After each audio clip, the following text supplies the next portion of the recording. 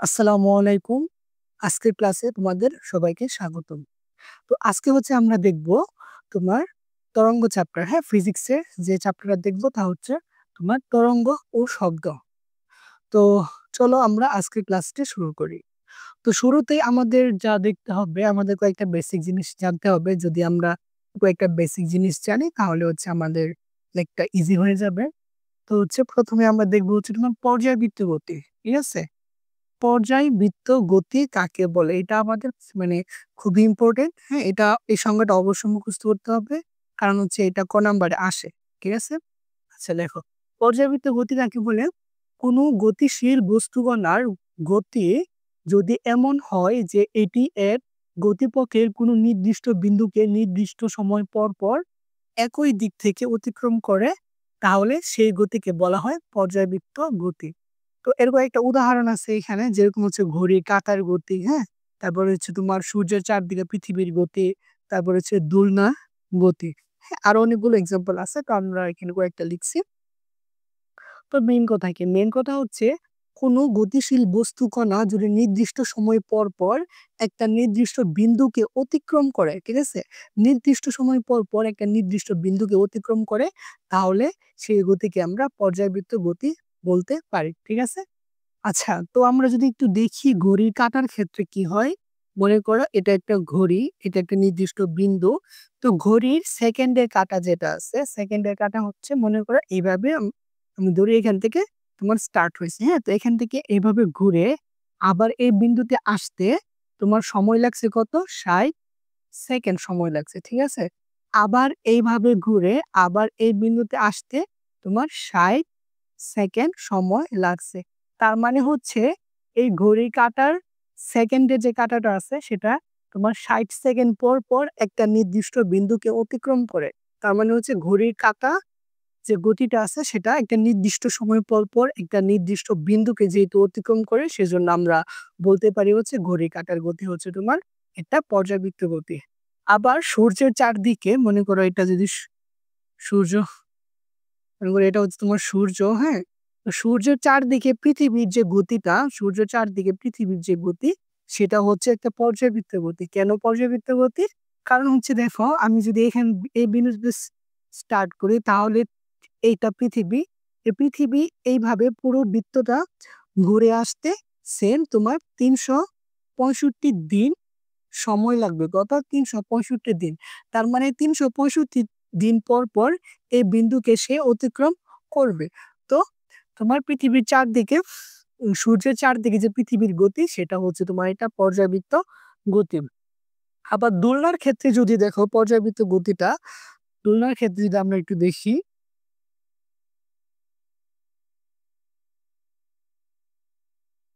মনে করো এটা একটা দোলনা স্থির অবস্থায় আছে এই জায়গায়, হ্যাঁ?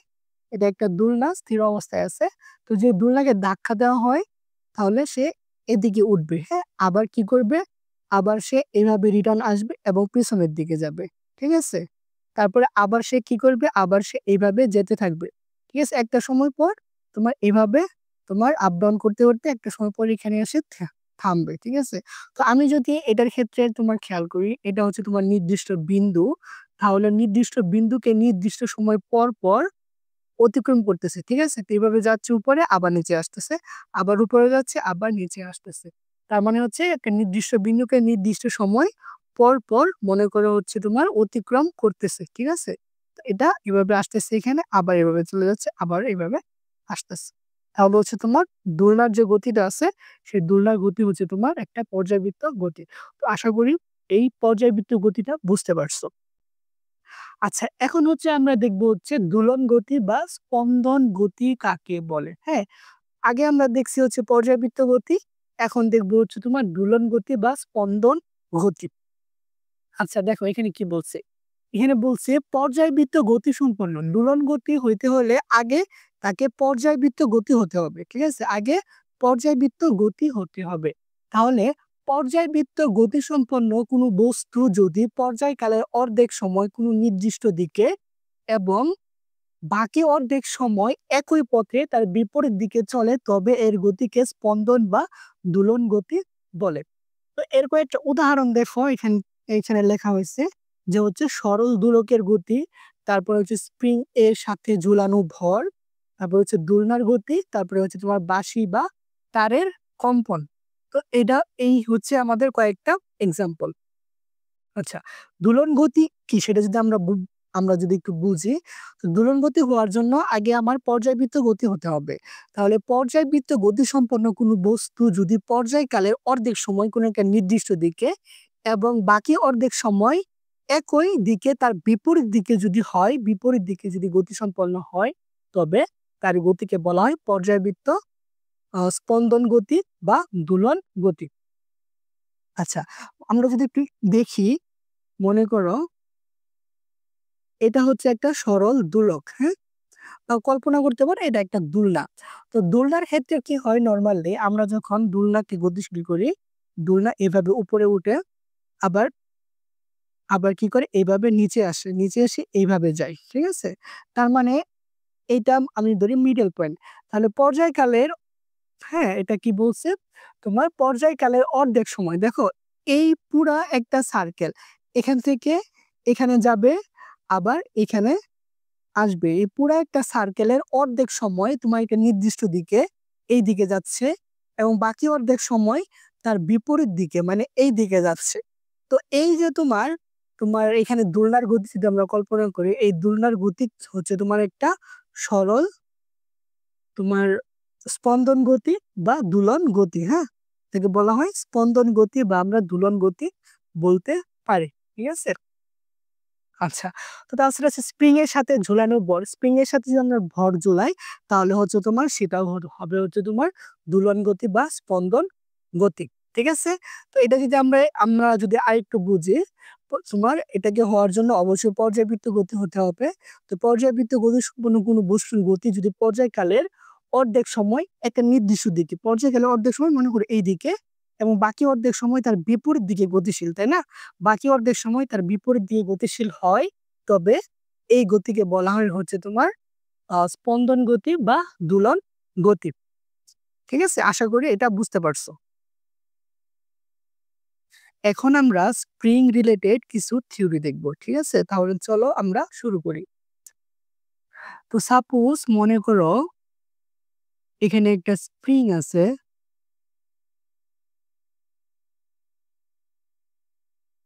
ঠিক আছে? তো এটা হচ্ছে একটা স্প্রিং। তো স্প্রিং কে যদি আমি এক্স পরিমাণ সরণ ঘটাই,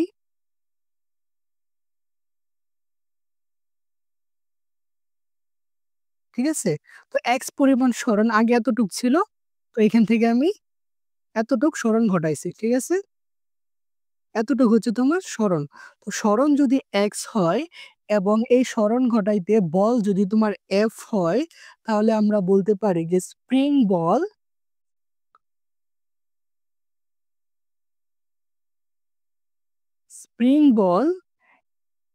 এফ সমান মাইনাস কে এক্স। স্প্রিং বল এফ সমান মাইনাস কে এক্স। আচ্ছা, তো এখানে কেটা কি? কেটা হচ্ছে তোমার স্প্রিং ধ্রুবক। এখানে কেটা কি? কেটা হচ্ছে তোমার স্প্রিং ধ্রুবক, ঠিক আছে? কেটা হচ্ছে তোমার স্প্রিং ধ্রুবক। আর এক্সটা কি? এক্স হচ্ছে তোমার সরণ। এখানে এক্সটা কি? এক্সটা হচ্ছে সরণ। আচ্ছা, এখানে একটা প্রশ্ন হইতে পারে যে তোমার এফ সমান মাইনাস কে এক্স কেন হয়েছে?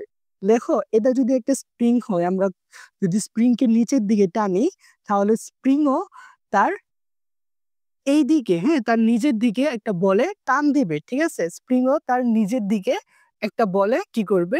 টান দিবে। যেহেতু স্প্রিং তার নিজের দিকে একটা বলে টান দিতেছে আর আমরা তোমার বল দিতেছি তোমার এইদিকে, দুইটা হচ্ছে বিপরীতমুখী, সেজন্য হচ্ছে তোমার এখানে স্প্রিং যে নিজের দিকে তোমার একটা বল দিতেছে, সেই বল বোঝানোর জন্য হচ্ছে এখানে তোমার মাইনাস হয়েছে, ঠিক আছে? আচ্ছা, তো স্প্রিং বলের একক হচ্ছে নিউটন। তো আমরা এটা মাইনাসটা হচ্ছে এই জন্য বোঝানো হয়েছে যাতে স্প্রিং নিজের দিকে যে একটা বল তোমার বলে টান দিতেছে সেটা বোঝানোর জন্য। তো আমরা এফ সমান কে এক্স লিখতে পারি, হ্যাঁ, এফ সমান কে এক্স যদি লিখি, তাহলে দেখো কে সমান এফ বাই এক্স, ঠিক আছে? তাহলে আমরা কে সমান এফ বাই এক্স। তাহলে এখান থেকে দেখো এফ এর একক কি? এফ এর একক হচ্ছে তোমার নিউটন, আর এক্স হচ্ছে তোমার স্মরণ, স্মরণের একক কি? মিটার। তাহলে এখান থেকে লিখতে পারি নিউটন পার মিটার। তাহলে স্প্রিং ধ্রুবকের একক কি? স্প্রিং ধ্রুবকের একক হচ্ছে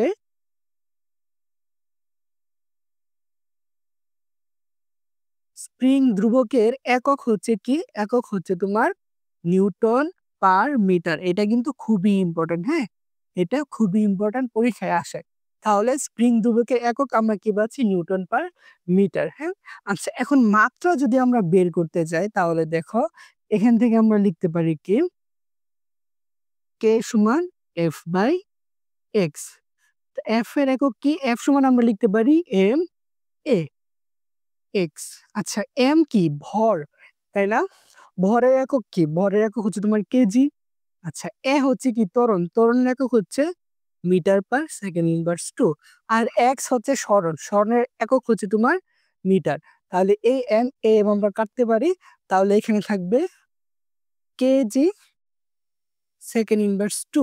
তো এখান থেকে আমরা লিখতে পারি হচ্ছে তোমার মাত্রা, কেজি হচ্ছে ভর, হ্যাঁ, ভরকে যখন আমরা মাত্রা নিব তখন হবে এম, আর এস হচ্ছে তোমার কি? সেকেন্ড, এস কি? সেকেন্ড, সেকেন্ড আমরা যখন মাত্রায় প্রকাশ করব তখন হবে টাইম, টাইমের টি, এম টি ইনভার্স টু। তাহলে আমরা মাত্রা কি দেখতে পাচ্ছি? স্প্রিং ধ্রুবকের মাত্রা হচ্ছে M T inverse two. Spring ধ্রুবকের মাত্রা কি? মাত্রা হচ্ছে এম টি ইনভার্স টু, এবং একক হচ্ছে কি? Newton per metre. ঠিক আছে, তো আমাদের এটুক জানতে হবে। আচ্ছা, এখন হচ্ছে আমরা একটা ম্যাথ দেখব। দেখো, একটি স্প্রিংকে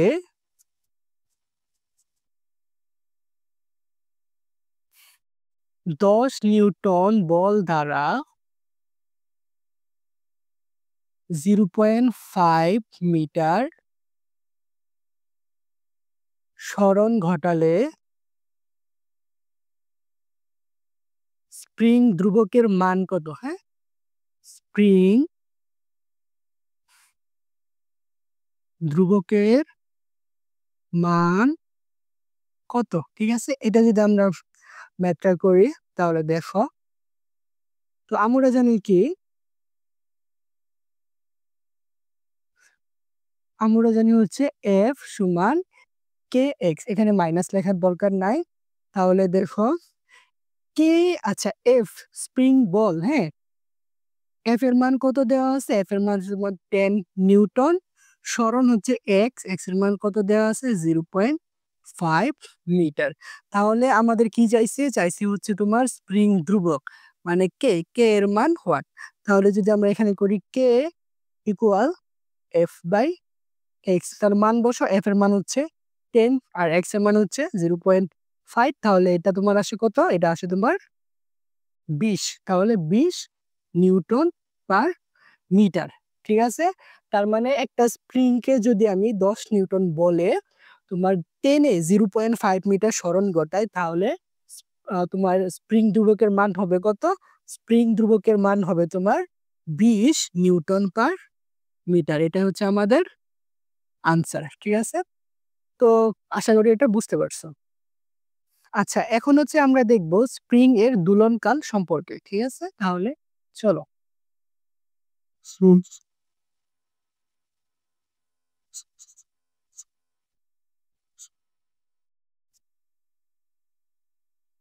স্প্রিং এর দোলনকালকে হচ্ছে তোমার টি দ্বারা প্রকাশ করা হয়। ঠিক আছে, টি দ্বারা প্রকাশ করা হয়। তাহলে টি সমান 2 pi root over of M by K. ঠিক আছে, টি সমান root over of 2 pi M by K. আর তোমাদের বইয়ে দেখবে লেখা আছে যে তোমার T equal 2 pi root over of K by M. এটা হচ্ছে ভুল, ঠিক আছে, এটা ভুল লিখা আছে, তো এটা অবশ্যই মাথায় রাখতে হবে। তো আমরা যদি এখান থেকে একটা ম্যাথ করি, দেখো 200 নিউটন পার মিটার স্প্রিং ধ্রুবক বিশিষ্ট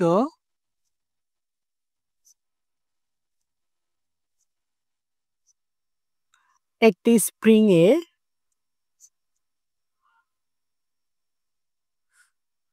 0.5 কেজি ভর ঝুলানো আছে, ঠিক আছে?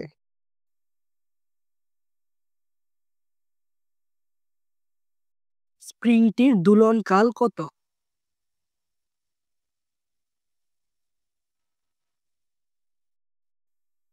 স্প্রিংটির দোলনকাল কত? ঠিক আছে, তো এটা আমরা চলো সলভ করি। আচ্ছা, আমাদের মেন সূত্র হচ্ছে এটা, ঠিক আছে?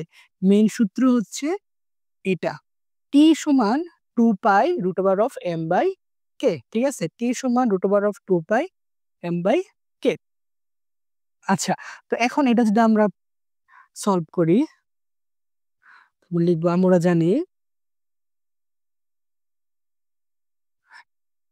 জানি পর্যায়কাল বা দোলনকাল, এটা দোলনকাল বলে। আবার পর্যায়কাল বলা হয় দোলনকাল টি সমান 2 pi root over of M by K, এটা আমাদের মুখস্থ করতে হবে। তাহলে সাইডে যদি আমরা মানটা লিখি এম, আচ্ছা, আর স্প্রিং ধ্রুবকটা যদি লিখি কে, তোমরা অবশ্যই লিখার আগে বাংলাটা লিখে লিখবা যে স্প্রিং ধ্রুবক কে ইকুয়াল তোমার 200 নিউটন পার মিটার, এবং হচ্ছে তোমার ভর এম ইকুয়াল 0.5 কেজি। তাহলে পর্যায়কাল বা দোলনকাল টি ইকুয়াল ওয়াট, ঠিক আছে? আচ্ছা, তো যদি আমরা মান বসাই, দেখো 2 pi root over of M, M এর মান কত 0.5 বাই কে এর মান কত 200। তো এটা যদি আমরা ক্যালকুলেশন করি, দেখো তাহলে এটার মান আসবে হচ্ছে তোমার 0.314। আচ্ছা, দোলনকালের একক হচ্ছে সেকেন্ড। হ্যাঁ, এটা আমরা নেক্সট দেখবো যে দোলনকাল সম্পর্কে, দোলনকাল কাকে বলে, এটা আমরা অবশ্যই দেখবো। হ্যাঁ, তো আমরা কত পাচ্ছি যে দোলনকাল পাচ্ছে হচ্ছে তোমার 0.314 তার মানে এটা যদি আমরা নেট একটু দেখি যে 200 নিউটন পার মিটার একটা স্প্রিং ধ্রুবক বিশিষ্ট স্প্রিং এ হচ্ছে 0.5 কেজি ভর ঝুলানো আছে, স্প্রিংটির দোলনকাল কত হবে? তো দোলনকালের সূত্র আমরা কি জানি, দোলনকাল T equal 2 pi root over of M by K. তাহলে 2 পাই রুট ওভার অফ মান বসাইছি। আচ্ছা, এখানে হচ্ছে পায়ের পরিবর্তে আমরা মানটা বসাই, পায়ের মান হচ্ছে 3.1416। আবার ক্যালকুলেটরে পাই দিয়েও মান চলে আসে, সমস্যা নাই। তাহলে 2 ইন্টু 3.1416 ইন্টু রুট ওভার অফ 0.25 বাই 200। হ্যাঁ, তো আমাদের মান আসতেছে 0.314। এটা হচ্ছে আমাদের আনসার। হ্যাঁ, তো আশা করি এটা তোমরা বুঝতে পারছো। আচ্ছা, দেখো, এটা যদি স্প্রিং না হয়ে একটি সরল দোলক যদি হতো, তাহলে সূত্রটা কি হতো? সরল, এটা যদি একটি সরল দোলক হতো তাহলে সূত্রটা কিরকম হতো? তাহলে হতো টি সমান 2 pi root over of L by G. T pi root over of L by G. এলটা কি? এলটা হচ্ছে তোমার সুতার দৈর্ঘ্য। হ্যাঁ, এলটা কি? এল হচ্ছে তোমার এই যে দুলকের যে সুতা থাকবে সেই সুতার দৈর্ঘ্য, আর জি হচ্ছে অভিকর্ষজ ত্বরণ, সেটা আমরা জানি। হ্যাঁ, জি হচ্ছে কি? অভিকর্ষজ ত্বরণ। হ্যাঁ, আচ্ছা, তো এই রিলেটেড আমরা একটা ছোট্ট একটা ম্যাথ দেখি, তাহলে মনে করো আমরা বিষয়টা ক্লিয়ার হয়ে যাবে।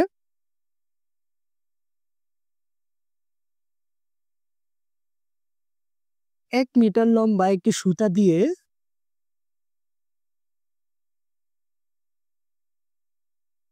10 গ্রাম ভরের একটি বস্তু ঝুলিয়ে দিলে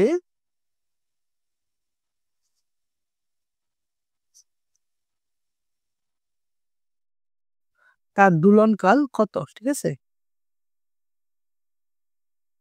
দোলনকাল কত? হ্যাঁ, তো এটা আমাদের বের করতে হবে। আচ্ছা, তো আমরা জানি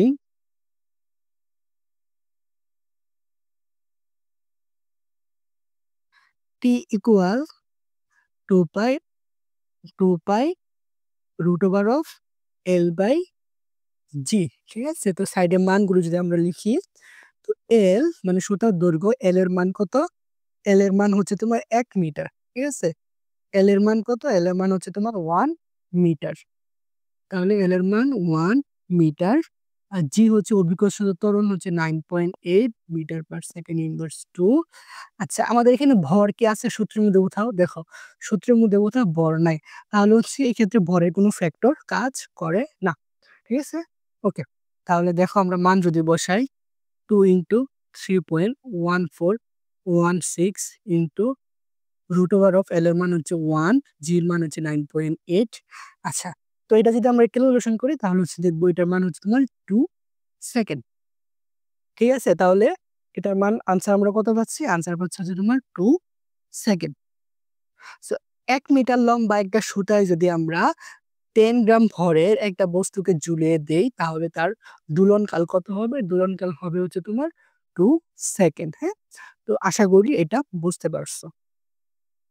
এখন আমরা কিছু গুরুত্বপূর্ণ রাশি দেখব। দেখো, শুরুতে হচ্ছে পূর্ণ কম্পন। হ্যাঁ? পূর্ণ কম্পন কি সেটা যদি আমরা একটু বুঝি।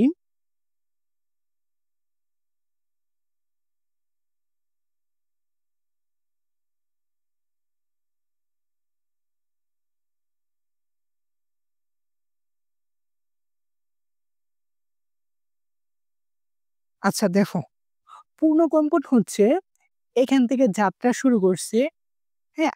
আবার এখানে আসছে। তো দেখো, এই হাফ এবং এই হাফ, এই পুরাটা মিলে হচ্ছে তোমার একটা পূর্ণ কম্পন। ঠিক আছে? তো এই হাফ, এই হাফ এবং এই হাফ, এই ২ টা হাফ মিলে হচ্ছে তোমার একটা পূর্ণ কম্পন। ঠিক আছে? তো এইখানে কয়টা পূর্ণ কম্পন আছে? এখানে হচ্ছে ২ টা পূর্ণ কম্পন আছে। এই হচ্ছে একটা, এই এতটুকু হচ্ছে একটা, এবং দেখো এই হাফ এবং এই হাফ, এটা হচ্ছে তোমার আরেকটা। তো এখানে হচ্ছে টোটাল ২ টা পূর্ণ কম্পন আছে। হ্যাঁ? আচ্ছা, এখন হচ্ছে আমরা দেখব পর্যায়কাল। দেখো, পর্যায়কাল কাকে বলে সেটা আমাদের অবশ্যই মুখস্থ করতে হবে, কারণ এটা ক নাম্বারে আসে। তো তরঙ্গের উপর অবস্থিত কোনো কম্পনশীল কণা, হ্যাঁ, একটি পূর্ণকম্পন সম্পন্ন করতে কি একটি একটি পূর্ণকম্পন সম্পন্ন করতে যে সময় লাগে তাকে ওই তরঙ্গের পর্যায়কাল বলে। হ্যাঁ? একটি পূর্ণকম্পন সম্পন্ন করতে যে সময় লাগে তাকে বলা হয় ওই তরঙ্গের পর্যায়কাল। তো মনে করো এটা একটা তরঙ্গ, হ্যাঁ? তো একটা পূর্ণ তরঙ্গ হচ্ছে এতটুক। তো এই এতটুক সম্পন্ন করতে যত সময় লাগে, এতটুক সম্পন্ন করতে যদি 1 সেকেন্ড লাগে, 0.2 সেকেন্ড লাগে, 0.5 সেকেন্ড লাগে, যত সময় লাগে সেই সময়টাকে বলা হয় তোমার পর্যায়কাল। ঠিক আছে? তো পর্যায়কালের একক কি? পর্যায়কালের একক হচ্ছে তোমার সেকেন্ড। পর্যায়কালের একক কি? পর্যায়কালের একক হচ্ছে তোমার সেকেন্ড। তারপর দেখো কম্পাঙ্ক। হ্যাঁ?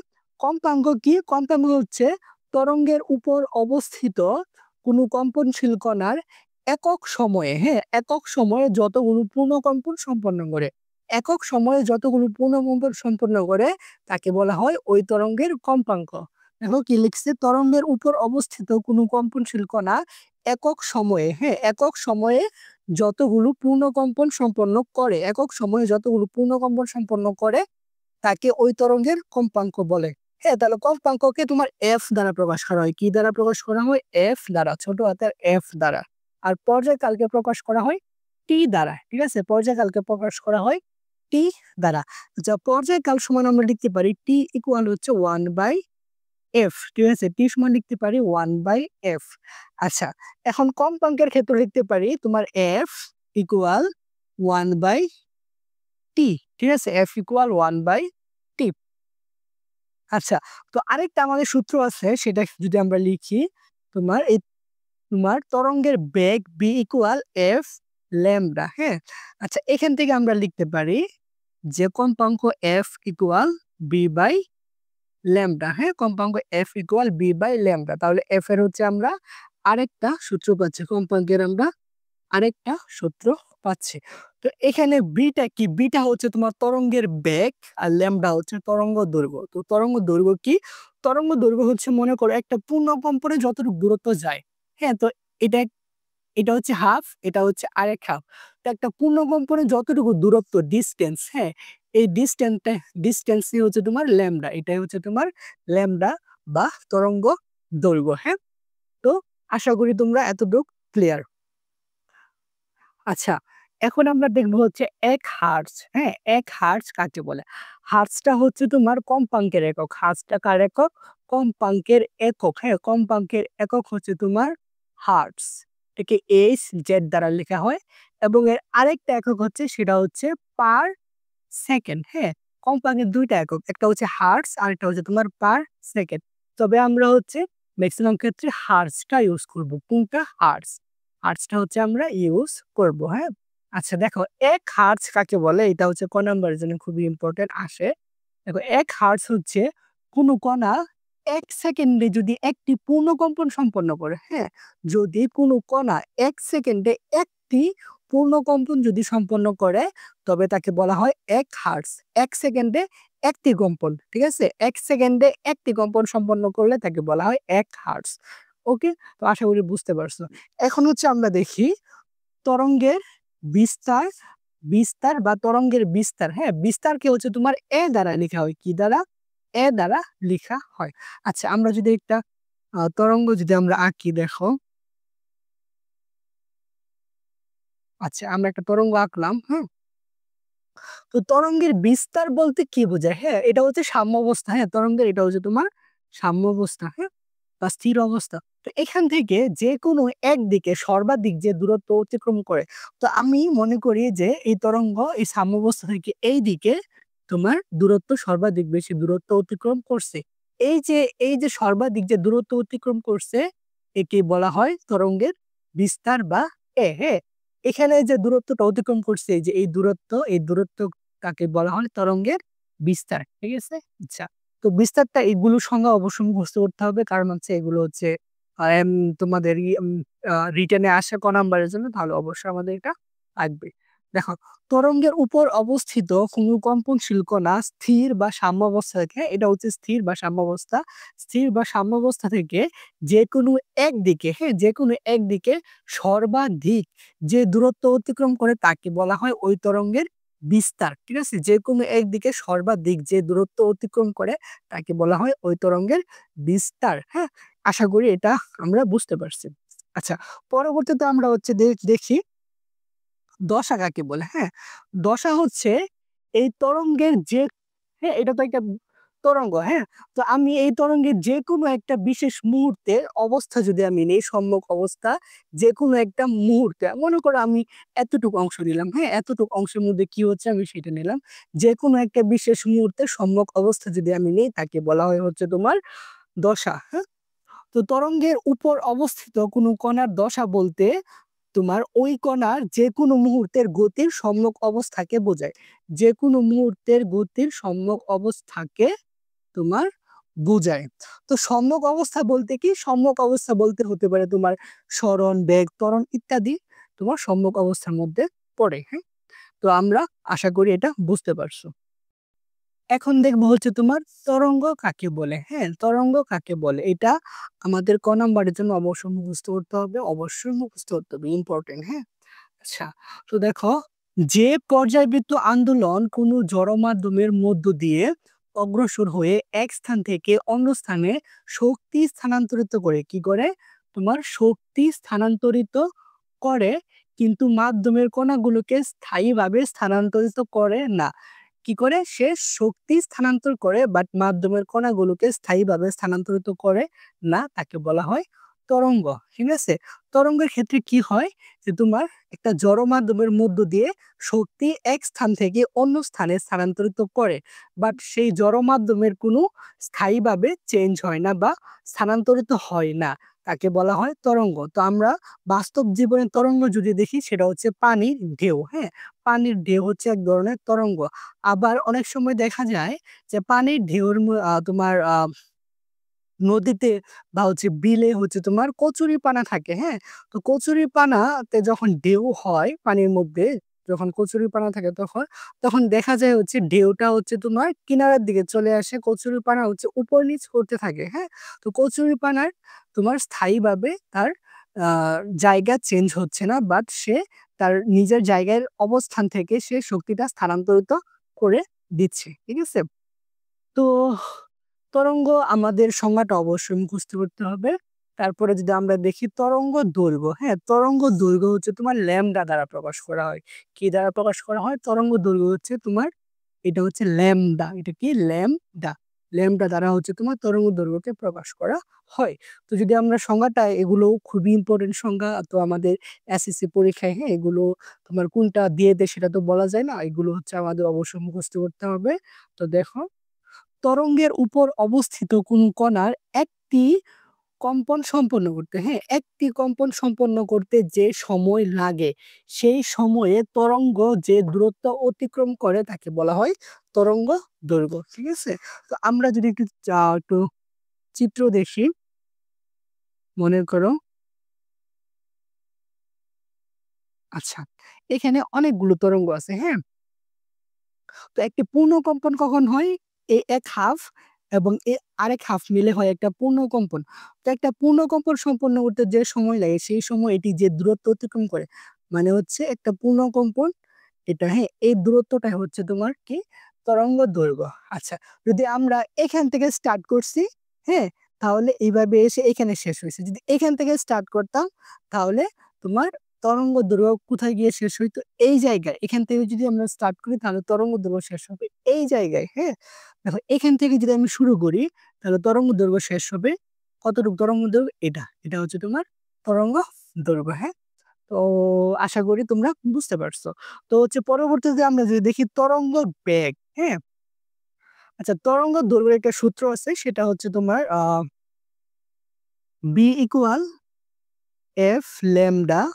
তো এখান থেকে আমরা দেখতে পারি ল্যামডা সমান বি বাই এফ। ঠিক আছে, ল্যামডা সমান বি বাই এফ। এগুলো হচ্ছে একই সূত্র, সমস্যা নাই। তারপর হচ্ছে দেখো, তরঙ্গ বেগ কাকে বলে, হ্যাঁ, তরঙ্গ বেগ, তরঙ্গ নির্দিষ্ট দিকে একক সময়ে যে দূরত্ব অতিক্রম করে, হ্যাঁ, একটা তরঙ্গ নির্দিষ্ট দিকে যে দূরত্ব অতিক্রম করে তাকে বলা হয় তরঙ্গ বেগ। তরঙ্গ বেগ হচ্ছে বি দ্বারা প্রকাশ করা হয়, বি সমান এফ ল্যামডা, মানে মানে হচ্ছে তোমার এই সূত্র, বি সমান এফ ল্যামডা, এটা এবং এটা সেম। ঠিক আছে, এটা এবং এটা সেম। তো আশা করি এটা তোমরা বুঝতে পারছো। এখন আমরা দেখব হচ্ছে তরঙ্গের বৈশিষ্ট্য, হ্যাঁ। আমাদের এখানে হচ্ছে তোমার 6টা তরঙ্গের বৈশিষ্ট্য আছে, তো এই বৈশিষ্ট্যগুলো আমাদের অবশ্যই মাথায় রাখতে হবে। আর এগুলো হচ্ছে তোমার অনেক সময় খ নম্বরে আসে। তো প্রথম বৈশিষ্ট্য যদি আমরা দেখি, যে যান্ত্রিক তরঙ্গের জন্য তোমার মাধ্যমের দরকার হয়, কি হয়? মাধ্যমের দরকার হয়। কোন তরঙ্গের জন্য? যান্ত্রিক তরঙ্গের জন্য, হ্যাঁ। যান্ত্রিক তরঙ্গের জন্য তোমার একটা মাধ্যমের দরকার হয়, মাধ্যম ছাড়া যান্ত্রিক তরঙ্গ অগ্রসর হতে পারে না। আচ্ছা, তারপরে হচ্ছে 2 নাম্বার যদি আমরা বৈশিষ্ট্য দেখি, কি বলছে, যে তোমার একটা মাধ্যমের ভেতর দিয়ে যখন তরঙ্গ যেতে থাকে, তখন কণাগুলো, মাধ্যমের কণাগুলো নিজ অবস্থান থেকে স্পন্দিত হয়। কি হয়? নিজ অবস্থান থেকে স্পন্দিত হয়, কিন্তু নিজে তরঙ্গের সাথে যায় না।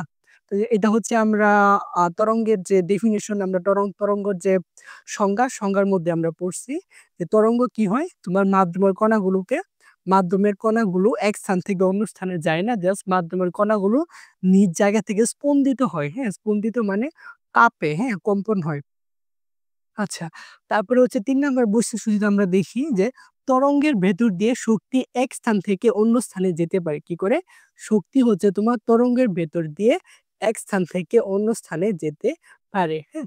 তো শক্তি যত বেশি হবে, তরঙ্গের বিস্তারও তত বেশি। তো শক্তি যদি বেশি হয়, তরঙ্গের বিস্তারও বেশি। শক্তি যদি কম হয়, তাহলে তরঙ্গের বিস্তার কম। তো শক্তি এবং তরঙ্গের বিস্তারের একটা সম্পর্ক আছে। সেই সম্পর্কটা খুবই ইম্পর্টেন্ট, এমসিকিউতে লাগতে পারে।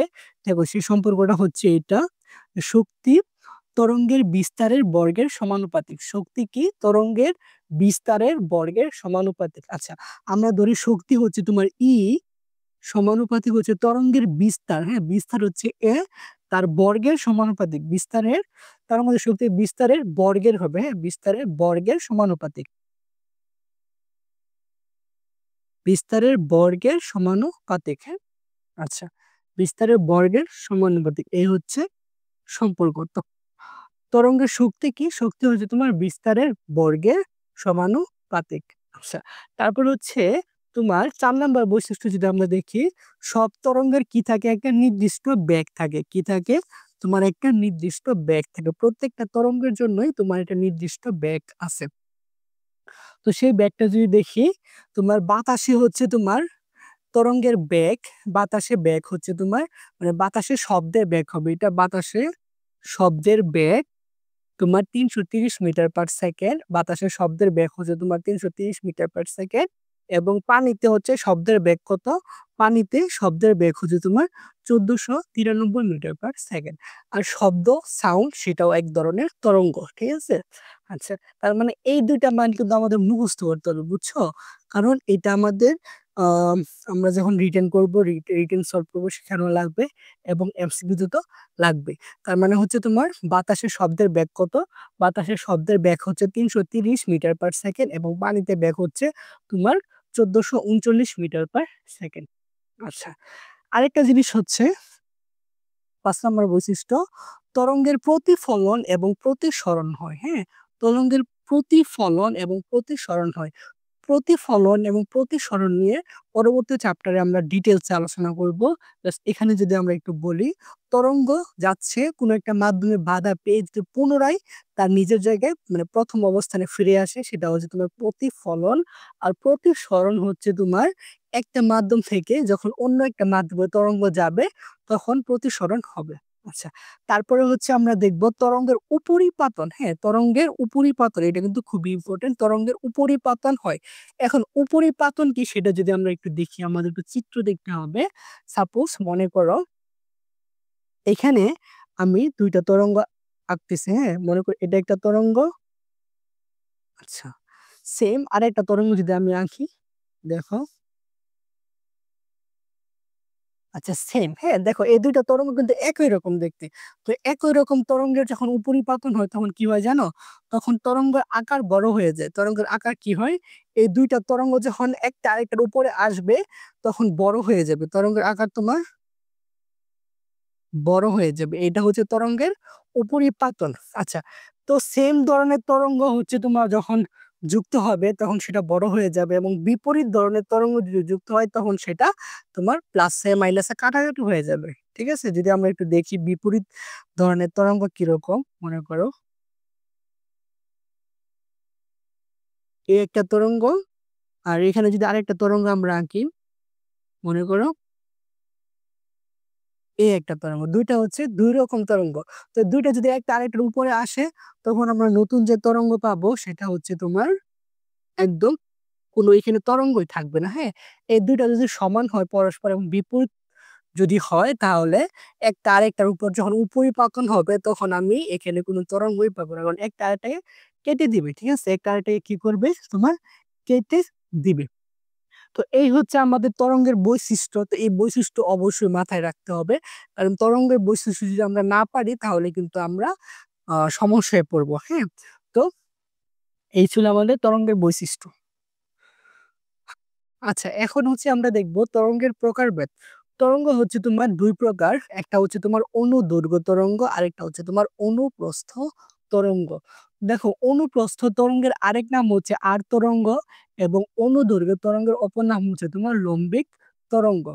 এখন হচ্ছে দেখি আমরা অনুপ্রস্থ তরঙ্গ কাকে বলে। যে তরঙ্গ মাধ্যমের কণাগুলোর কম্পনের দিকের সাথে সমকোণে অগ্রসর হয়, কি হয়? কম্পনের দিকের সাথে সমকোণে অগ্রসর হয়, সেই তরঙ্গকে বলা হয় অনুপ্রস্থ তরঙ্গ। তো উদাহরণ যদি আমরা দেখি, অনুপ্রস্থ তরঙ্গের মধ্যে কি আছে? পানির ঢেউ একটা অনুপ্রস্থ তরঙ্গ। আলোর যে আমরা আলো যে দেখি সেটা হচ্ছে তোমার অনুপ্রস্থ তরঙ্গ। তারপর হচ্ছে টানা তারের যে তরঙ্গ সেটা হচ্ছে অনুপ্রস্থ তরঙ্গ। তো এই উদাহরণগুলো আমাদের অবশ্যই অবশ্যই মুখস্থ করতে হবে, কেননা এটা হচ্ছে আমাদের এমসিকিউতে আসে।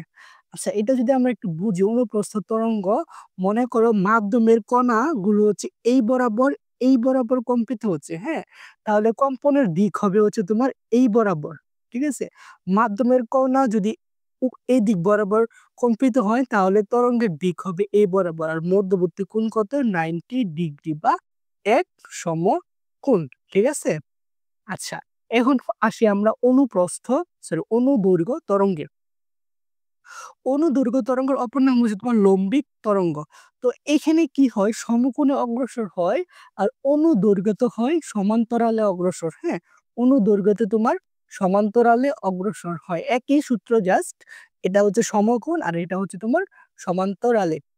আচ্ছা, তো যে তরঙ্গ মাধ্যমের কণাগুলোর কম্পনের দিকের সাথে, হ্যাঁ, মাধ্যমের কণাগুলোর কম্পনের দিকের সাথে সমান্তরালে অগ্রসর হয় সেই তরঙ্গকে বলা হয় অনুদৈর্ঘ্য তরঙ্গ।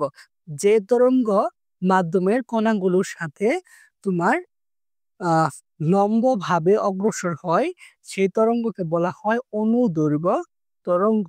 লম্বভাবে বা সমান্তরালে অগ্রসর হয়, হ্যাঁ, সমান্তরালে অগ্রসর হয় তাকে বলা হয় হচ্ছে তোমার কি, তাকে বলা হয় অনুদৈর্ঘ্য তরঙ্গ বা লম্বিক তরঙ্গ। তো এর একটা উদাহরণ সেটা হচ্ছে শব্দ তরঙ্গ। এই যে আমরা কথা বলতেছি, তোমরা কথা শুনতেছো, এই যে শব্দ তরঙ্গ, সেই শব্দ তরঙ্গ হচ্ছে তোমার অনুদৈর্ঘ্য তরঙ্গ। তো এই তরঙ্গের ক্ষেত্রে কি হয়, মনে করো মাধ্যমের কণা যদি এদিকে তোমার আহ কম্পিত হয় তাহলে তোমার তরঙ্গের দিকটাও এই দিক মানে সমান্তরালে, হ্যাঁ, সমান্তরালে অগ্রসর হয়। তো আমরা যদি একটা চিত্র দেখি শব্দের ক্ষেত্রে কি হয়, শব্দ তরঙ্গটা মনে করো এটা হচ্ছে শব্দ তরঙ্গের উৎস, এখান থেকে শব্দ তরঙ্গ তৈরি হচ্ছে, তাহলে হচ্ছে তোমার একবার হয় সংকোচন প্রসারণ, হ্যাঁ, সংকোচন প্রসারণের মাধ্যমে তারা অগ্রসর হয়। ধরো এটা হচ্ছে সংকোচন আর এটা হচ্ছে প্রসারণ, আবার সংকোচন, আবার হচ্ছে তোমার প্রসারণ। তো এইভাবে একটা সংকোচন এবং একটা প্রসারণ, হ্যাঁ, এটা হচ্ছে তোমার একটা সংকোচন, এটা একটা প্রসারণ, এটা একটা সংকোচন, এটা একটা প্রসারণ। এই সংকোচন প্রসারণ, হ্যাঁ, একবার সংকোচন প্রসারণের মাধ্যমে হচ্ছে তোমার তোমার একটা সংকোচন এবং একটা প্রসারণে হয় তোমার একটা পূর্ণ কম্পন, একটা সংকোচন এবং একটা প্রসারণে হয় তোমার একটা পূর্ণ কম্পন। তো এইভাবে হচ্ছে শব্দ তরঙ্গ সামনের দিকে অগ্রসর হয়, হ্যাঁ, কম্পিত হচ্ছে তোমার এই দিকে, তোমার অগ্রসর হচ্ছে তোমার এই দিকে, একই দিকে হচ্ছে এখানে অগ্রসর হচ্ছে। তো এখান থেকে আমাদের কি পড়তে হবে, পড়তে হবে হচ্ছে তরঙ্গের দুইটা টাইপস, টাইপসের হচ্ছে তোমার সংজ্ঞাটা আমাদের মুখস্থ করতে হবে, আর হচ্ছে উদাহরণটা অবশ্যই আমাদের মুখস্থ করতে হবে। এখন আমরা তরঙ্গ রিলেটেড কিছু ম্যাথ দেখবো গ্রাফ থেকে। তাহলে দেখো এখানে হচ্ছে দুইটা গ্রাফ দেওয়া আছে, এটা হচ্ছে তোমার একটা তরঙ্গ, তো এই যে এটা হচ্ছে তোমার এই বরাবর মান 0.1, এই বরাবর, এই বরাবর, আর এটা হচ্ছে -0.1 হচ্ছে তোমার এই বরাবর, হ্যাঁ, আর এই 0.5, 0.1, 1.5 এটা হচ্ছে তোমার দূরত্ব, হ্যাঁ, এটা হচ্ছে তোমার দূরত্ব। আর এইখানে এই গ্রাফটা যদি আমরা দেখি, এটা হচ্ছে তোমার এখানে 0.1 -0.1, এতটুক সময় আসতে সময় লেগে 0.1 সেকেন্ড, এতটুকু আসতে 2 সেকেন্ড, এতটুকু আসতে 0.3, এতটুকু আসতে 0.4 সেকেন্ড। তো এই দুইটা গ্রাফ থেকে আমাদের কোশ্চেন করছে, এই দুইটা গ্রাফ থেকে আমাদের কোশ্চেন করছে যে বিস্তার কত, তরঙ্গ দৈর্ঘ্য কত, বিস্তার, তরঙ্গ দৈর্ঘ্য, দোলনকাল, কম্পাঙ্ক এবং বেগ কত, এটা আমাদের বের করতে হবে। এই দুইটা গ্রাফকে সমন্বয় করে আমাদের বের করতে হবে।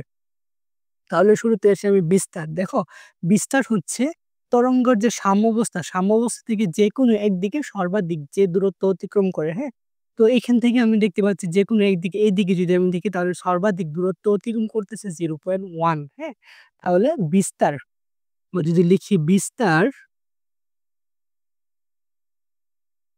বিস্তার এ ইকুয়াল 0.1, হ্যাঁ, বিস্তার এ ইকুয়াল কত, 0.1 মিটার, হ্যাঁ। আচ্ছা, তারপরে তরঙ্গ দৈর্ঘ্য, তরঙ্গ দৈর্ঘ্য মানে কি একটা পূর্ণ কম্পন সম্পন্ন করতে যতটুকু দূরত্ব অতিক্রম করে, হ্যাঁ, এটা হচ্ছে দূরত্ব। তো দেখো এখান থেকে শুরু হয়েছে এবং এখানে এসে শেষ হচ্ছে, তার মানে এটা একটা পূর্ণ তরঙ্গ দৈর্ঘ্য, হ্যাঁ, পূর্ণ কম্পন, পূর্ণ কম্পনের তরঙ্গ দৈর্ঘ্য কতটুক, এতটুক, হ্যাঁ, তাহলে এখান থেকে এতটুক দূরত্ব কত, 1 মিটার, কত মিটার, 1 মিটার, হ্যাঁ। আচ্ছা, তাহলে হচ্ছে তরঙ্গ দৈর্ঘ্য আমরা পাচ্ছি, তরঙ্গ দৈর্ঘ্য, তরঙ্গ দৈর্ঘ্যকে ল্যামডা দ্বারা প্রকাশ করা হয়, ল্যামডা সমান কত পাচ্ছি, 1 মিটার, তরঙ্গ দৈর্ঘ্য ল্যামডা সমান কত পাচ্ছি, 1 মিটার। আচ্ছা, তারপরে হচ্ছে তোমার দোলনকাল, হ্যাঁ, দোলনকাল বা পর্যায়কাল, দোলনকাল বা পর্যায়কাল টি হচ্ছে কি একটা পূর্ণকম্পন সম্পন্ন করতে যে সময় লাগে সেটা হচ্ছে দোলনকাল। তাহলে এখান থেকে যদি আমরা দেখি, এই একটা হাফ এবং এ আর একটা হাফ মানে একটা পূর্ণকম্পন, হ্যাঁ, একটা পূর্ণকম্পন সম্পন্ন করতে কত সময় লাগে, এতটুকু আসতে সময় লাগছে 0.1 সেকেন্ড, এবং এতটুকু আসতে সময় লাগছে 0.2 সেকেন্ড। তাহলে আমরা বলতে পারি একটা পূর্ণকম্প সম্পন্ন হতে সময় লাগছে 0.2 সেকেন্ড। ঠিক আছে? তো এগুলো হচ্ছে আমরা গ্রাফ থেকে ইজিলি দেখতে পাচ্ছি, সেখান থেকে আমরা করতে পারি। তারপরে হচ্ছে আমরা দেখি কি বলছে কম্পাঙ্ক। হ্যাঁ, কম্পাঙ্ক আমরা জানি কম্পাঙ্ক f ইকুয়াল 1/t। ঠিক আছে? কম্পাঙ্ক f ইকুয়াল 1/t আমরা জানি। তাহলে হচ্ছে 1/t এর মান কত? 0.2। তাহলে এটা যদি আমরা করি তাহলে কত হবে? এটা হচ্ছে 1 × 10/2 ইকুয়াল 5। কম্পাঙ্কের একক হচ্ছে তোমার হার্টজ। কম্পাঙ্কের একক কি? কম্পাঙ্কের একক হচ্ছে তোমার হার্টজ। তো এটা ক্যালকুলেশন করবা তাহলে হয়ে যাবে ইজিলি। তারপরে হচ্ছে কি বাকি আছে? বেগ, তরঙ্গ বেগ। হ্যাঁ, তরঙ্গ বেগ আমরা জানি v ইকুয়াল f ল্যামডা। হ্যাঁ, আমরা জানি তরঙ্গ বেগ কি? v equal f lambda. তাহলে f এর মান কত? f এর মান পাচ্ছি আমরা 5। তরঙ্গ দৈর্ঘ্য ল্যামডা, ল্যামডার মান কত? 1। হ্যাঁ, তাহলে পাশে কি 5 কি মিটার পার সেকেন্ড। তাহলে এখানে যে কোশ্চেন গুলো চাইছে সবগুলো আনসার আমরা বের করে ফেলতে পারছি। তো বিস্তার এ হচ্ছে 0.1 মিটার, তরঙ্গ দৈর্ঘ্য ল্যামডা হচ্ছে 1 মিটার, দোলনকাল টি হচ্ছে 0.2 সেকেন্ড, কম্পাঙ্ক এফ হচ্ছে তোমার 5 হার্টজ, আর তরঙ্গ বেগ বি হচ্ছে তোমার 5 মিটার পার সেকেন্ড। তো এই ছিল হচ্ছে আমাদের এই ম্যাথের সমাধান। আচ্ছা দেখো, একটি তরঙ্গের পর্যায়কাল হচ্ছে তোমার 0.5 সেকেন্ড, পর্যায়কাল 0.5 সেকেন্ড এবং তরঙ্গ দৈর্ঘ্য হচ্ছে 10 মিটার যদি হয় তাহলে তরঙ্গ বেগ কত? হ্যাঁ, তরঙ্গ বেগ কত সেটা আমাদের বের করতে হবে। তাহলে শুরুতে যদি আমরা দেখি, আমরা জানি তরঙ্গ বেগ বি সমান এফ ল্যামডা। হ্যাঁ, তো এখানে হচ্ছে তরঙ্গ দৈর্ঘ্য ল্যামডার মান দেওয়া আছে, বাট এফ এর মানটা নাই। আবার আমরা জানি এফ সমান 1/t। হ্যাঁ, আমরা জানি f সমান 1/t। তো এই দুটো সূত্র থেকে আমরা এই ম্যাথটা সলভ করতে পারবো। আচ্ছা দেখো, সলভ করি। এখানে পর্যায়কাল t সমান 0.5 সেকেন্ড, তরঙ্গ দৈর্ঘ্য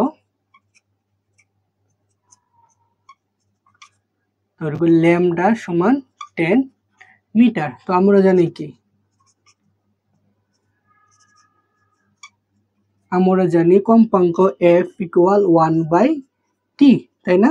তাহলে 1/t এর মান কত? 0.5। তাহলে এটা কত হবে? এটা হবে তোমার 1 × 10/5 ইকুয়াল হচ্ছে তোমার 2। হ্যাঁ, 2 হার্টজ। কম্পাঙ্ক কত পাচ্ছি? 2 হার্টজ। আবার এটা ক্যালকুলেশন দিয়ে তোমরা করে ফেলবা। আবার আমার আলটিমেটলি কি চাইছে? তরঙ্গ বেগ কত? তাহলে বেগ বি ইকুয়াল এফ ল্যামডা। তাহলে এফ এর মান কত? এফ এর মান হচ্ছে তোমার 2 ল্যামডা, ল্যামডার মান কত? 10। তাহলে এটা হচ্ছে 20, যেহেতু বেগ একক হচ্ছে মিটার পার সেকেন্ড। তাহলে আলটিমেটলি আমরা আনসার কত পাচ্ছি? আলটিমেটলি আমরা আনসার পাচ্ছি হচ্ছে 20 মিটার পার সেকেন্ড। কত? 20 মিটার পার সেকেন্ড। এটাই হচ্ছে আমাদের আনসার। হ্যাঁ, তো প্রশ্নে কি বলছিল? প্রশ্নে বলছিল যে একটি তরঙ্গের পর্যায়কাল হচ্ছে 0.5 সেকেন্ড এবং তরঙ্গ দৈর্ঘ্য যদি 10 মিটার হলে তরঙ্গ বেগ কত? তো এখানে হচ্ছে আমাদের আলটিমেটলি চাইছে বি, বি সমান এফ ল্যামডা। হ্যাঁ, তাহলে কোশ্চেনে হচ্ছে তোমার ল্যামডার মানটা দেওয়া আছে, বাট এফ এর মান দেওয়া নেই। হ্যাঁ, কিন্তু পর্যায়কাল দেওয়া আছে। আবার এফ সমান আমরা জানি 1/t। তো এখান থেকে আগে এফ সমান 1/t থেকে এফ এর মানটা মানে কম্পাঙ্কের মানটা আমরা বের করব, তারপরে বি সমান এফ ল্যামডা আমরা ফেলাইলে মানে ম্যাথটা হয়ে যাবে। এখন দেখবো হচ্ছে আমরা শব্দ তরঙ্গ। হ্যাঁ, শব্দ তরঙ্গ কি? শব্দ তরঙ্গ হচ্ছে তোমার এক ধরনের তরঙ্গ, আর এটা কোন টাইপের মধ্যে পড়ে? এটা হচ্ছে তোমার অনুদৈর্ঘ্য তরঙ্গের মধ্যে পড়ে। তো এটা কি? এটা হচ্ছে তোমার অনুদৈর্ঘ্য তরঙ্গ। হ্যাঁ, অনুদৈর্ঘ্য তরঙ্গের টাইপে পড়ে। আচ্ছা, আর হচ্ছে কি? শব্দ তরঙ্গ হওয়ার জন্য একটা উৎসের দরকার হয়। কি হয়? অবশ্যই একটা উৎসের দরকার হয়। হ্যাঁ, কি দরকার? উৎসের দরকার। হ্যাঁ, অবশ্যই উৎস ছাড়া শব্দ তরঙ্গ সৃষ্টি হবে না। আর তাছাড়া তরঙ্গের যে বৈশিষ্ট্যগুলো আছে তা হচ্ছে শব্দ তরঙ্গের বৈশিষ্ট্য সেম। তো আমরা যে কথা বলতেছি সেটা কিভাবে হচ্ছে, দেখো আমাদের গলায় হচ্ছে তোমার ভোকাল কর্ড থাকে, হ্যাঁ ভোকাল কর্ড থাকে। তো যখন বাতাস শ্বাসনালী দিয়ে বের হয় তখন সেই ভোকাল কর্ডে কম্পিত হয় এবং কম্পিত হয়ে আমরা যেভাবে কথা বলতে চাই সেই শব্দটা সেভাবে বের হয় এবং সেটা আমরা শুনতে পারি। তো একটা জিনিস লক্ষ্য করবা যে মেয়েদের তুলনায় ছেলেদের গলার স্বরটা একটু মোটা হয় আর মেয়েদেরটা একটু তোমার চিকন হয় এবং তোমার কোমল হয়, ঠিক আছে। তো এটার কারণ কি? এটার কারণ হচ্ছে যখন বয়স বাড়ে, হ্যাঁ বয়স বাড়ার সাথে সাথে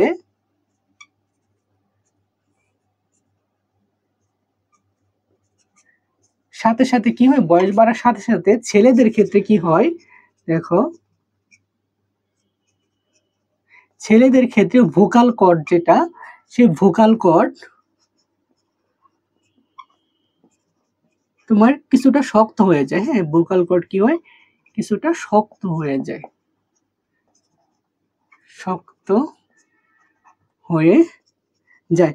যার ফলে কি হয় জানো, যার ফলে হচ্ছে তোমার ছেলেরা যে কথা বলে তাদের কম্পাঙ্ক কম হয়, কি হয়, যার ফলে হচ্ছে কম্পাঙ্ক এফ যেটা সেটা হচ্ছে তোমার ছেলেদের কম থাকে মেয়েদের তুলনায়, ঠিক আছে। কম্পাঙ্ক কম থাকে সেজন্য হচ্ছে যখন কথা বলে সেটা একটু মোটা মোটা লাগে, হ্যাঁ। আর মেয়েদের ক্ষেত্রে কি হয়, মেয়েদের ক্ষেত্রে হচ্ছে তোমার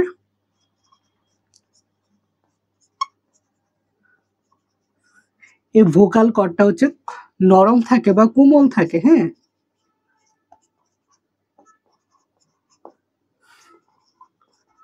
নরম বা বলতে পারো কোমল থাকে। সেই জন্য তারা যখন কথা বলে তাদের কম্পাঙ্ক, হ্যাঁ তাদের শব্দের কম্পাঙ্ক এফ সেটা বেশি থাকে, কি হয় কম্পাঙ্ক এফ বেশি হয় মেয়েদের ক্ষেত্রে, সেই জন্য তাদের কথাটা হচ্ছে চিকন এবং তীক্ষ্ণ শোনা যায়, হ্যাঁ তাদের স্বরটা হচ্ছে নরম নমনীয় এবং তীক্ষ্ণ শোনা যায়, ঠিক আছে। তো কারণ কি, কারণ হচ্ছে তোমার ভোকাল কর্ড ছেলেদেরটা হচ্ছে কিছুটা শক্ত হয়ে যায় বাট মেয়েদেরটা তুলনামূলকভাবে শক্ত হয় না, সেজন্য হচ্ছে মেয়েদের তোমার কথা বলার কম্পাঙ্ক হচ্ছে তোমার বেশি আর ছেলেদের হচ্ছে কম্পাঙ্ক কম। যেহেতু মেয়েদের কম্পাঙ্ক বেশি সেজন্য তাদের গলার স্বরটা চিকন হয় এবং তীক্ষ্ণ হয়, আর ছেলেদেরটা যেহেতু মোটা সেজন্য হচ্ছে তাদের মানে ছেলেদের ভোকাল কর্ডটা যেহেতু শক্ত হয়ে যায় সেজন্য হচ্ছে ছেলেদের তোমার গলার স্বরটা তোমার একটু মোটা মোটা লাগে এবং ছেলেদের কম্পাঙ্ক তোমার কম থাকে, ঠিক আছে। আচ্ছা, আরেকটা জিনিস যেটা দেখতে হবে সেটা হচ্ছে তোমার যে শ্রাব্যতার সীমা, শ্রাব্যতার সীমাটা আসলে কি, শ্রাব্যতার সীমা হচ্ছে তোমার 20 হার্টজ থেকে তোমার 20,000, এখন 20,000 হার্টজ শব্দের কম্পাঙ্ক যদি 20 থেকে 20,000 হার্টজ মধ্যে থাকে তখন এর মধ্যে যদি থাকে তখন আমরা মানুষ হিউম্যান বিইং আমরা হচ্ছে শব্দ শুনতে পারি, হ্যাঁ 20,000 হার্টজ থেকে 20 থেকে 20,000 হার্টজের মধ্যে যখন থাকবে তখন আমরা সেই শব্দটা শুনতে পারি, হ্যাঁ। তো এটাকে বলা হয় শ্রাব্যতার সীমা, একে কি বলা হয়, শ্রাব্যতার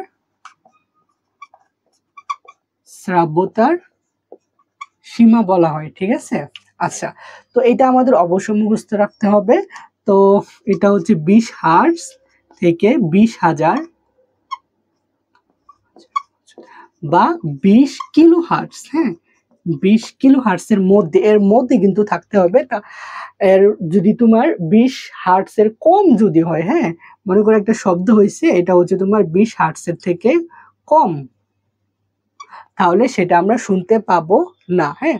আরেকটা শব্দ মনে করো তোমার 20,000 হার্টজ থেকে হচ্ছে তোমার বেশি, হ্যাঁ 20,000 হার্টজ থেকে হচ্ছে তোমার বেশি, তো সেটাও আমরা শুনতে পাবো না। যদি 20 হার্টজের চেয়ে কম এবং 20,000 হার্টজের চেয়ে যদি বেশি হয় তাহলে সেই শব্দ আমরা কি করব না, আমরা শুনতে পাবো না।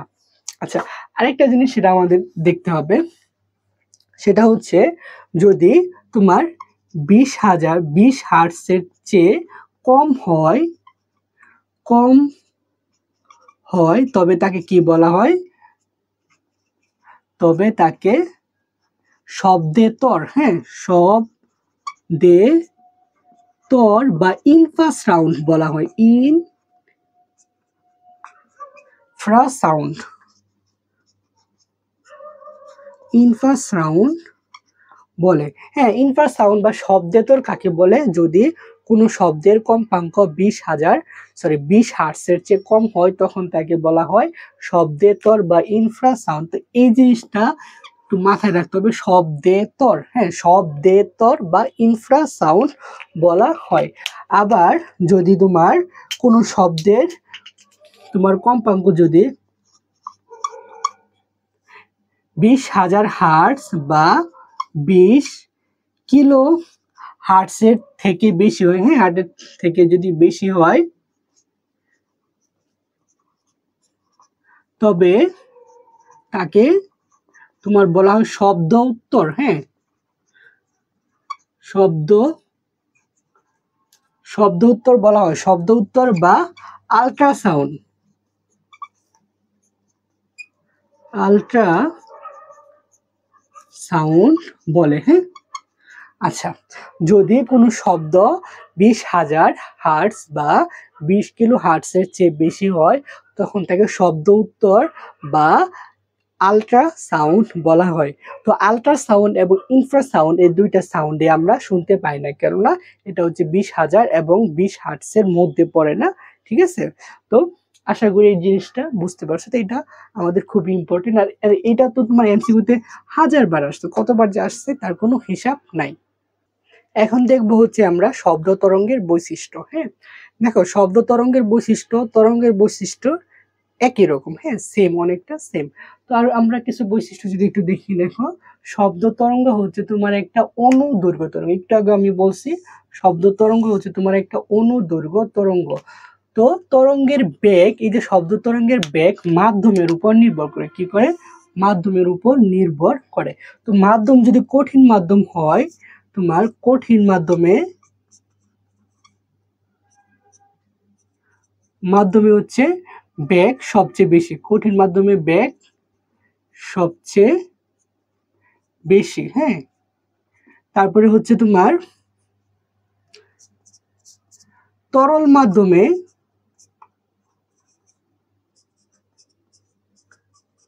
মাধ্যমে হচ্ছে বেগ তার চেয়ে কম, কঠিনের চেয়ে কম।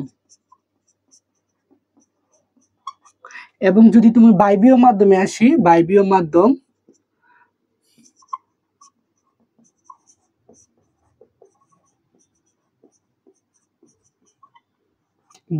মাধ্যমে হচ্ছে সবচেয়ে কম। হ্যাঁ, বায়বীয় মাধ্যমে কি সবচেয়ে কম। তাহলে হচ্ছে তরঙ্গের বেগটা হচ্ছে মাধ্যমের উপর নির্ভর করে। মাধ্যমটা যদি কঠিন হয় তাহলে বেগ তখন সবচেয়ে বেশি। মাধ্যমটা যদি হচ্ছে তোমার তরল হয় তখন তার বেগটা হচ্ছে কঠিনের চেয়ে কম। এবং মাধ্যমটা যদি তোমার বায়বীয় বা গ্যাসীয় হয় তাহলে বেগ হচ্ছে একদম সবচাইতে কম হয়। ঠিক আছে, আচ্ছা, তারপরে হচ্ছে আরেকটা জিনিস, সেটা হচ্ছে এই বেগ তোমার তরঙ্গের বেগটা হচ্ছে তোমার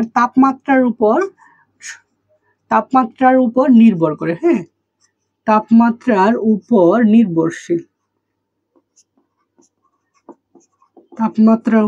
নির্ভরশীল, তাছাড়া হচ্ছে আর্দ্রতা, বাতাসের আর্দ্রতা, সেই আর্দ্রতার উপরও নির্ভরশীল। ঠিক আছে, আর্দ্রতার উপরও নির্ভর করে।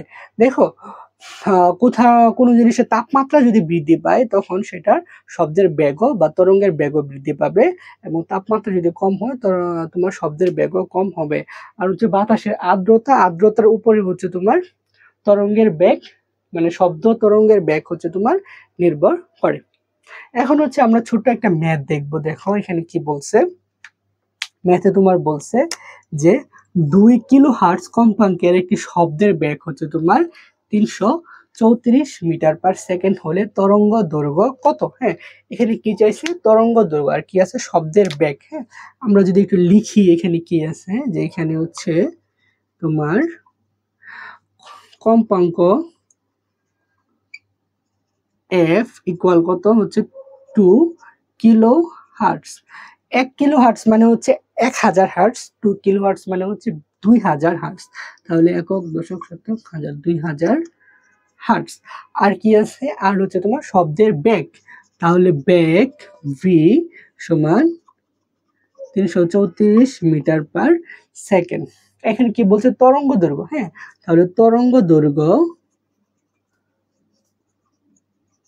ল্যামডা, হ্যাঁ তরঙ্গ দৈর্ঘ্য ল্যামডা ইকুয়াল হোয়াট। আচ্ছা আমরা জানি, দেখো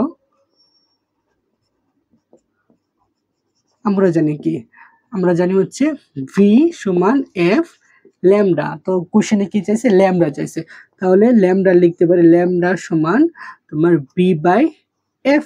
তাহলে ভি এর মান কত, ভি এর মান হচ্ছে তোমার 334 আর এফ এর মান হচ্ছে তোমার 2000। হ্যাঁ তো এটা যদি আমরা ক্যালকুলেশন করি দেখি মানটা কত আসে, এটার মানটা আসে 0.016, হ্যাঁ 0.0167 তরঙ্গ দৈর্ঘ্য হচ্ছে মিটার। হ্যাঁ তাহলে এটার মান আসে 0.0167, হ্যাঁ কত মান আসে 0.0167 মিটার।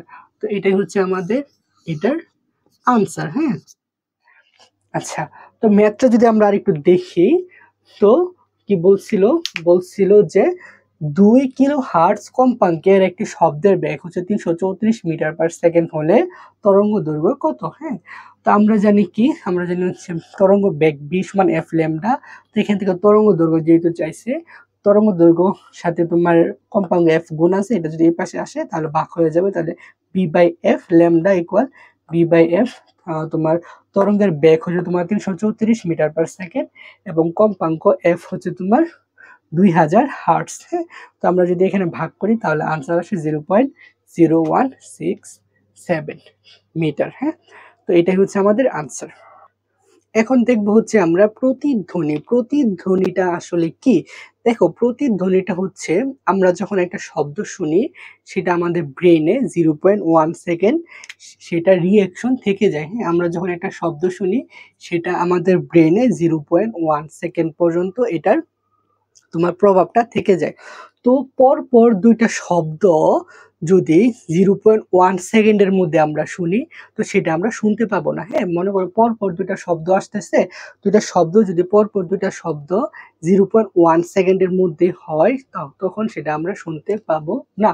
তো মনে করো এখান থেকে একটা শব্দের উৎস আর এখানে একটা তোমার প্রতিফলক মানে প্রতিবন্ধক আছে, একটা মনে করো ওয়াল আছে। হ্যাঁ তুমি এখান থেকে শব্দ করতেছো, শব্দ এখানে গেছে, তো তুমি যে এখান থেকে শব্দ করতেছো সেটা তুমি সাথে সাথে শুনছো, শব্দটা এখানে বাধা পেয়ে আবার পুনরায় এই জায়গায় ফিরে আসছে। হ্যাঁ তো এই যাওয়া এবং আসার মধ্যবর্তী সময় যদি 0.1 সেকেন্ড এর চেয়ে বেশি হয়, হ্যাঁ 0.1 সেকেন্ডের চেয়ে যদি বেশি হয় তাহলে আমরা প্রতিধ্বনি শুনতে পাবো। হ্যাঁ 0.1 সেকেন্ডের চেয়ে যদি বেশি হয় তাহলে আমরা প্রতিধ্বনি শুনতে পাবো।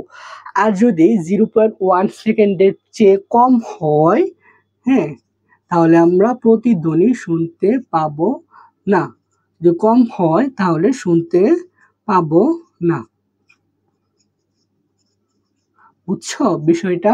তো প্রতিধ্বনি মানে বলা যায় যে তোমার শব্দের প্রতিফলন, শব্দ কোনো একটা মাধ্যমে বাধা পেয়ে পুনরায় তার যেখান থেকে শব্দটা তৈরি হয়েছিল সেখানে যদি ফিরে আসে তো সেটা হচ্ছে তোমার কি শব্দের প্রতিফলন। তো প্রতিফলনের ক্ষেত্রে আমরা পরপর দুইটা শব্দ যদি পরপর দুইটা শব্দ শোনার মধ্যে আমাদের গ্যাপ থাকতে হবে 0.1 সেকেন্ড। তো আমি যে কথা বলতেছি এই কথাটা কোনো একটা ওয়ালে বাধা খেয়ে পুনরায় যদি আমার কানে আসে এবং এই আসার মধ্যবর্তী সময়টা যদি 0.1 সেকেন্ডের মধ্যে যদি গ্যাপ থাকে, আমি কথা বলা এবং সেই কথাটা কোনো একটা ওয়ালে বা কোনো একটা দেয়ালে বাধা খেয়ে আবার আমার কানে ফিরে আসা, এর মধ্যে যদি 0.1 সেকেন্ড গ্যাপ থাকে তাহলে আমি প্রতিধ্বনি মানে আমি যে কথাটা বলছি সেটা আমি নিজে শুনতে পাবো। যদি 0.1 সেকেন্ডের চেয়ে হচ্ছে কম হয় গ্যাপটা তাহলে সেটা আমরা শুনতে পাবো না। তো এটাই হচ্ছে প্রতিধ্বনি। তো আশা করি বিষয়টা আমরা বুঝতে পারছি। তো আরেকটা জিনিস দেখবো সেটা হচ্ছে তোমার শব্দের বেগের সাথে তাপমাত্রার সম্পর্ক। হ্যাঁ শব্দের বেগের সাথে হচ্ছে তোমার তাপমাত্রার সম্পর্ক হচ্ছে বর্গমূলের সমানুপাতিক।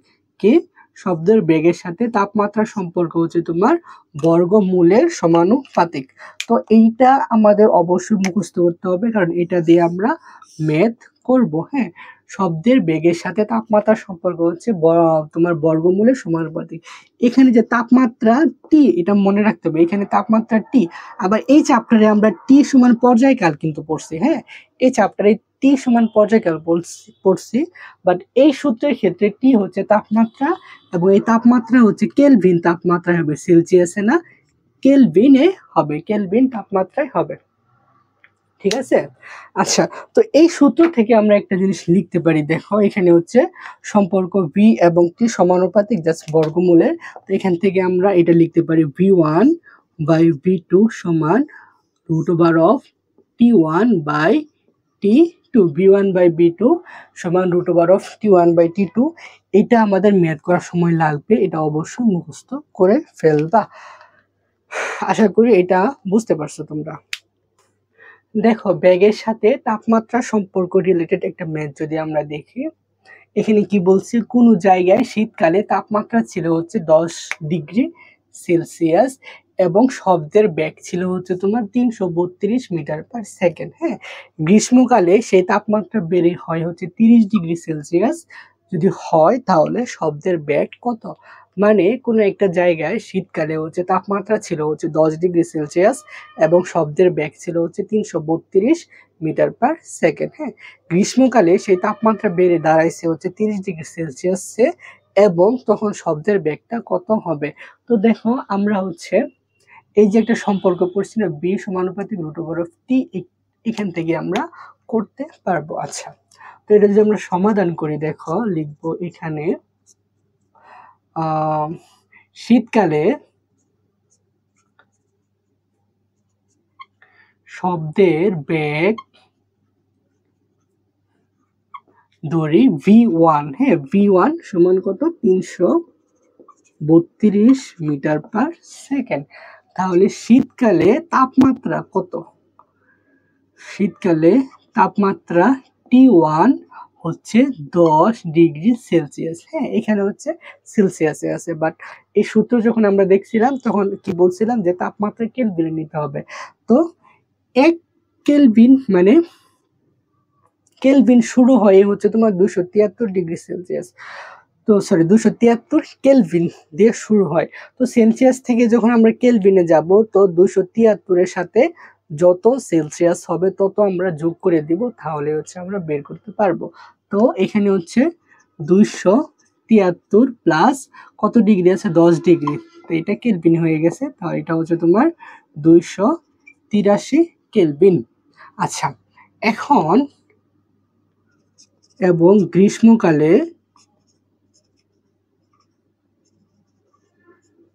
তাপমাত্রা ধরি T2, হ্যাঁ, T2 সমান কত? 30 ডিগ্রি সেলসিয়াস, 30 ডিগ্রি সেলসিয়াস, এটাকে কেলভিনে নিতে হবে, তাহলে 273 প্লাস 30, তাহলে হচ্ছে 303 কেলভিন। তো গ্রীষ্মকালে শব্দের বেগ v2 ইকুয়াল হোয়াট? হ্যাঁ, v2 ইকুয়াল হোয়াট? তো আমরা জানি, দেখো আমরা জানি তোমার বেগের সাথে তাপমাত্রা সম্পর্ক হচ্ছে তোমার বর্গমূলের সমানুপাতিক। তো এখান থেকে লিখতে পারি যে তোমার v1 by v2 equal √of t1 by t2। এখান থেকে আমরা লিখতে পারি আমাদের কি দরকার? আমাদের v2 দরকার। তাহলে v2টা যদি আমি উপরে নেই, v2 বাই v1 ইকুয়াল, এখানে হচ্ছে t2টা আমি উপরে নিতে পারি t2 বাই t1। আচ্ছা, এখানে যদি দেখো, তো আমার কি দরকার? আমার দরকার হচ্ছে v2, তাহলে v2 আমি রাখি ইকুয়াল v1টা এখানে কি আছে? ভাগ আছে না, তো ওই পাশে গিয়ে কি হবে? গুণ হয়ে যাবে, তাহলে √of t1 by t2 into হচ্ছে তোমার √of t2 বাই t1 হবে, আর এখানে কি হবে? v1। তো এখানে মানটা যদি আমরা বসাই, দেখো তোমার টিটুর মান কত? 303 এবং হচ্ছে t1 এর মানটা হচ্ছে 283 ইন্টু ভি এর মান কত? v1 মান হচ্ছে 33 2। তো এইটা যদি আমরা ক্যালকুলেশন করি দেখো তাহলে মানটা কত আসে,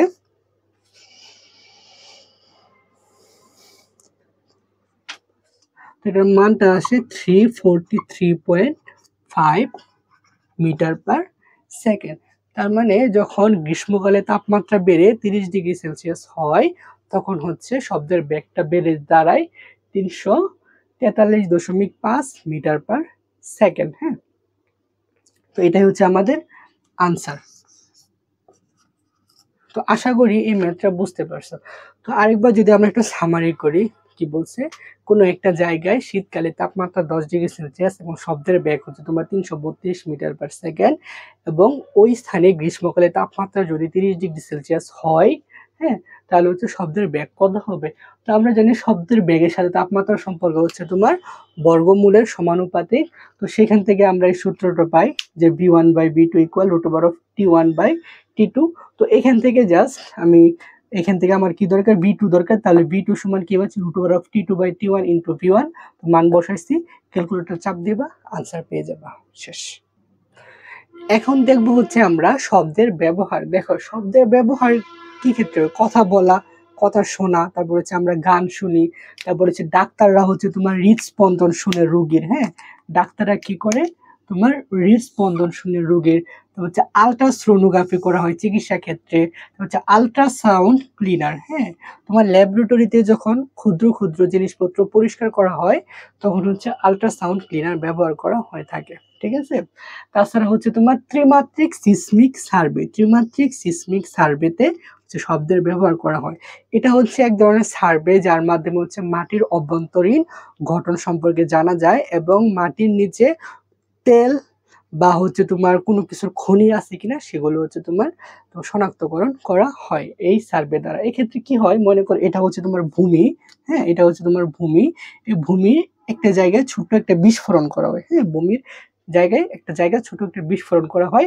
বিস্ফোরণের ফলে মনে করো শব্দ কি হয়, নিচের দিকে যায়, মাটির নিচে এরকম অনেকটা লেয়ার আছে, তো এখানে গিয়ে শব্দটা প্রতিফলিত ফিরে আসে। আবার মনে করো এখান থেকে শব্দ দ্বিতীয় লেয়ারে যায়, প্রতিফলিত হয়ে ফিরে আসে। আবার মনে করো তৃতীয় লেয়ারে যায়, প্রতিফলিত হয়ে তোমার শব্দ ফিরে যায়। তো এইভাবে মাটির প্রতিটা লেয়ার থেকে শব্দ প্রতিফলিত হয়ে তোমার ফিরে যায়। আর এইখানে একটা তোমার রিসিভার থাকে, হ্যাঁ, এখানে এই শব্দগুলোকে রিসিভ করার জন্য একটা রিসিভার থাকে। এই রিসিভারের নাম হচ্ছে জিওফোন। হ্যাঁ, এই রিসিভারের নাম কি, রিসিভারের নাম হচ্ছে জিওফোন। এই রিসিভারের মাধ্যমে হচ্ছে এই যে এখান থেকে যে তোমার শব্দগুলো প্রতিফলিত হয়ে যাচ্ছে সেগুলোকে হচ্ছে রিসিভ করা হয় এবং এগুলাকে তোমার তোমার বিশ্লেষণ করে মাটির অভ্যন্তরীণ গঠন সম্পর্কে তোমার বিজ্ঞানীরা ধারণা লাভ করে। এবং মাটির অভ্যন্তরে যদি তোমার বিভিন্ন খনি থাকে, তেল, গ্যাস বা কয়লার খনি থাকে, সেগুলো হচ্ছে এইভাবে তারা আইডেন্টিফাই করতে পারে, ঠিক আছে। আচ্ছা, আমরা হচ্ছে বাকি ক্লাসটা হচ্ছে কম্পিউটার স্ক্রিনে আমরা দেখি, আর বেশি বাকি নাই এই চ্যাপ্টারের। দেখো এখন যে টপিকটা আমরা দেখব সেটা হচ্ছে তোমার সুরযুক্ত শব্দ। হ্যাঁ, কি দেখবো আমরা, সেটা হচ্ছে সুরযুক্ত শব্দ।